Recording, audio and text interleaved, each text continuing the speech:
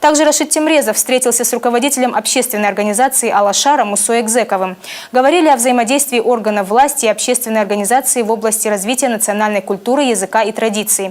Мусой Экзеков рассказал об образовательно-просветительской деятельности организации по сохранению абазинского языка, укреплению абазино-абхазских связей, о проведенных мероприятиях, направленных на поддержку спорта и формирование здорового образа жизни среди молодежи.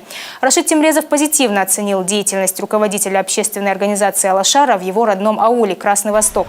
Здесь построен парковый комплекс вокруг известного минерального источника.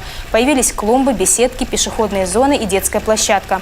Мусой Экзеков рассказал руководителю республики о том, что в планах строительства в Красном Востоке абазинской этнокультурной деревни и спортивного комплекса.